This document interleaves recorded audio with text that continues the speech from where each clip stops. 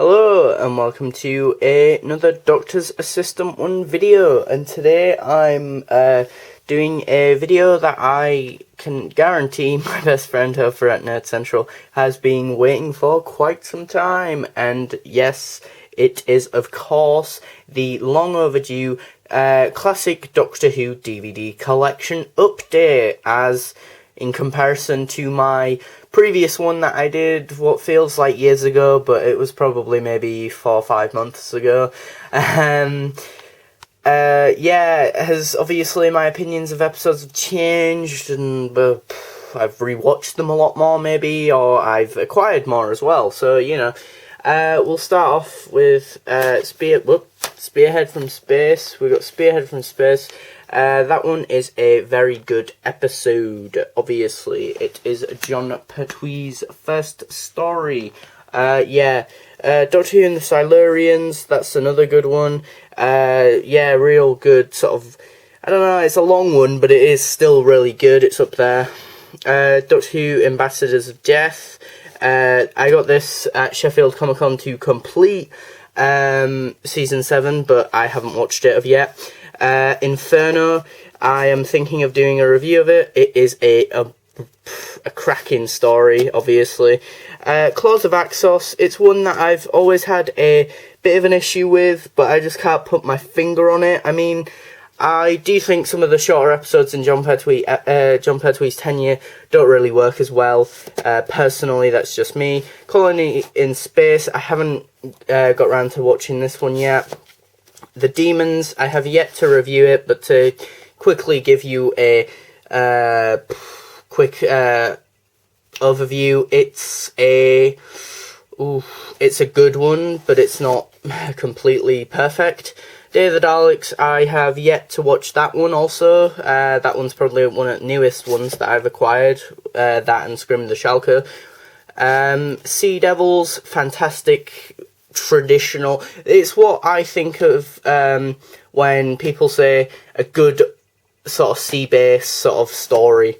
Good multi-doctor story. Well, it has to be the 3 Doctors, really. It's the first one. It just encapsulates and engrosses and pushes the narrative forward of the show, really. Green Death, Joe Grant's last story. It's a decent one from what I can remember, and not too fond of it actually, but it's definitely a character piece because it's Joe Grant's last one. That is Green Death. The Time Warrior, that is a good one. That's a Sarah Jane Smith's first episode. Sontaran first episode, really good one. Robot, fantastic. It's Tom Baker's first story. Absolutely adore it. Ark in Space, haven't watched it in ages, so I can't really comment on it, but it is, it definitely, obviously, shows what Tom Baker's tenure is going to be like, in a good way, obviously. Sontaran Experiment, a good Sontaran story, not the best of season 12. Genesis of the Daleks, what is there I can say about this that hasn't been said already, other than its sheer perfection, in my opinion. Revenge of the Cybermen, probably not the best story of season 12 either, but not the worst Cyberman story by any means, in my opinion. Terror of the Zygons, phenomenal, brilliant sort of sci-fi horror, done well. Planet of Evil, haven't watched this one in a long time, so I can't really say much about it. Pyramids of Mars, again, I haven't watched this one in ages. From what I can remember, it is really good. Brain of Morbius, fantastic sort of, again, horror, Hammer horror-y type story. Seeds of Doom, really good one, but the conclusion is a bit meh. But that's about it, really. I mean, the rest of it, the sort of the journey is really good. Hand of Fear, I just remember not really liking that much, but again, it's a character piece because it is Sarah Jane Smith's last one. Deadly Assassin, phenomenal episode, absolutely love it. Can watch it whenever, at any time. Face of Evil, compared to some modern Who episodes, it is sort of maybe a 7 or 8, but then where it's placed in Tom Baker's tenure, right next to Deadly Assassin and Robots of Death, I have to give it like a sort of basic 6 out of 10. But in comparison to, say, I don't know, The Caretaker, or I don't know, Unicorn and the Wasp, or I don't know, like Partners in Crime, it's much better, obviously. Robots of Death, phenomenal story. Talons of Weng-Chiang, haven't watched that one in ages, but from what I remember of watching bits of it at Nerd Central's house, it was amazing, obviously. Horror of Fanrock, a very character-driven story. I'm not too big of a fan of it, if I'm being honest.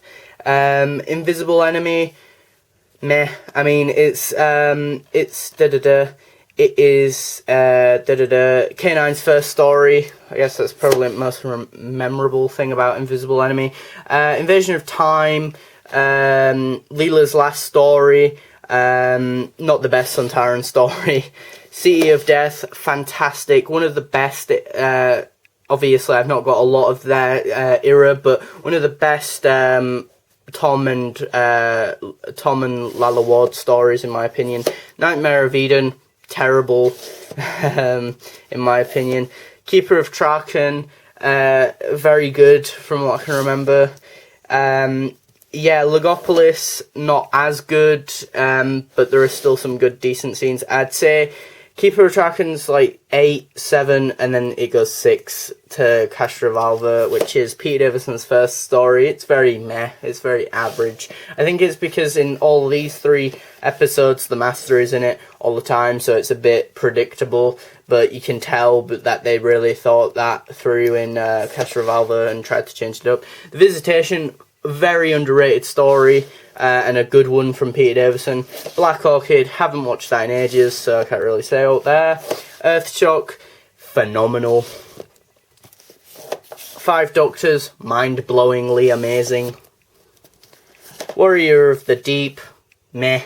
I mean, it's the one straight after the 5 Doctors, so it can kind of, there is quite a bit of leeway there, but but even so, I still think Peter Davison is still really good in the Warrior of the Deep from what he is in there. Frontios, I think it's definitely real good sort of set design from what I can remember of that story. It's what I remember most from Frontios. Resurrection of the Daleks, phenomenal, really pushes Peter Davison as an actor. Now we move on to Colin Baker, the one that I probably have least for. Attack of the Cybermen, not a big fan of, personally, from what I can remember. Vengeance on Varos, easily one of Colin Baker's best stories, in my opinion, or definitely up there. 2 Doctors, haven't watched that in ages, so I can't really comment. I don't want to, as it would be unjust and unfair, really. Revelation of the Daleks, phenomenal, absolutely amazing. Colin Baker at his best. Remembrance of the Daleks, one of Sylvester McCoy's best performances as the Doctor, in my opinion. Silver Nemesis, not the worst, well, one of the worst sort of Sideman stories, yes, but not one of the worst stories, in my opinion, which will, this one, Silver Nemesis, might crop up in a future video that I'm thinking of doing. Greatest Show in the Galaxy, I reviewed it and gave it a 6 out of 10, meh, it's alright. Battlefield, that's kind of similar to Greatest Show in the Galaxy, as in it's meh, but personally I think it's actually better. I know a lot of people will probably argue that Greatest Show in the Galaxy is better. Ghostlight, good premise, half-baked, could have been way better, but the end product is that it's pretty poor, really. Curse of Fenric, phenomenal, and just atmospheric and intense and amazing. Survival, meh, I mean, I don't know, there are good scenes there, but the overall story is a bit lackluster, in my opinion. Paul McGann, phenomenal in the 1996 TV movie. Again, it's just the story doesn't move me, both the sort of love story or the Master story, so overall it's a bit meh, really. Purely as a story, but Paul McGann's performance is amazing. Scream of the Schalke, hopefully of this recording, the video will be up, so yeah, you will know that I absolutely adore Scream of the Schalke. So yeah, these are all my classic Doctor Who DVDs so far. And the reason why I don't have any Pat Troughton or William Hartnell, aside from the two episodes, the 10th Planet and the War Games in the Regenerations box set. The reason for that is because, William Hartnell's because I just haven't got around to it, really, and for a while, if I'm being completely honest, I know this sounds really petty and probably really not that good coming from a Doctor Who fan, but for a while the sort of black and whiteness of their tenure sort of somewhat made it a bit difficult for me personally to want to get into their tenure. But after watching the 10th Planet and War Games, absolutely phenomenal. And then the reason why I haven't really got into Pat Troughton's era is because most of his era is missing, and I know that I will really like his Doctor and then just wish that his tenure was there more so, which, you know, is kind of annoying in that sense. But I already kind of feel like that just after watching the War Games, because you really get a good taster session of what his Doctor is all about and is capable of doing, I think, personally.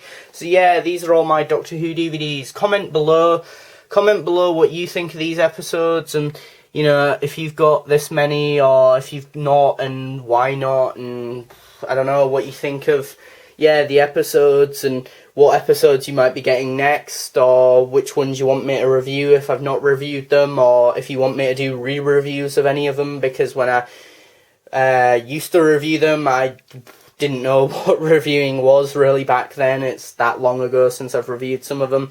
So yeah, thanks for watching, comment, rate and subscribe.